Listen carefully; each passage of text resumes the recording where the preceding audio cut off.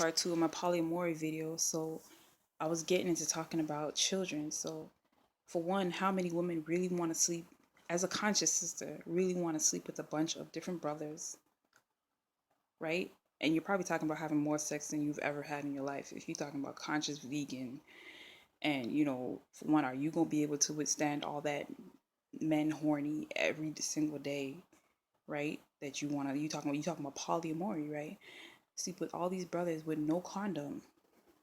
That's typically what we do in the conscious community, as conscious people, as enlightened beings outside of white supremacy, right? So how many brothers are you really going to want to sleep with on a regular, consistent, daily basis with no condom, right? And then obviously that's going to lead to pregnancy. So when you get pregnant, remember, we're talking, the way it's being put out there is that polyamory is here to help uplift the community and for nation building purposes. When you talk about nation building and uplifting the Black community, you're talking about raising children. So once you start raising or getting pregnant, for probably for some brothers you have no idea who, right? And if you're talking about polyamory, it could be anywhere, more than likely anywhere more than obviously 2 or 3 brothers, probably in the range of 5 to 10, who knows. So you probably aren't going to know who the father is. So unless you're talking about building a society, like seriously, where men are going to take care of all the children, you're you're kind of skipping over that whole point, which obviously in the video I didn't hear mention children at all, were not mentioned. And I'm not surprised.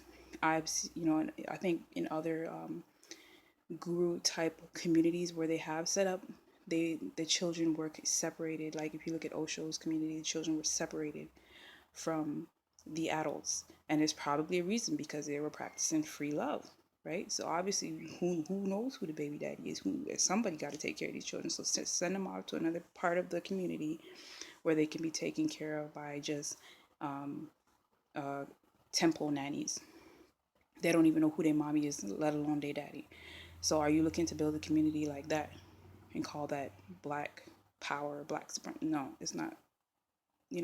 Then if you're talking about pregnancy and polyamory, once you get pregnant, typically, I don't know anybody who just stops having sex with their spouse or with the father of the child once they're pregnant.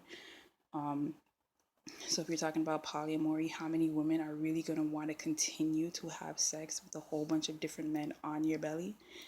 Are you thinking about that? I kind of don't think women are thinking about that when they're talking about polyamory.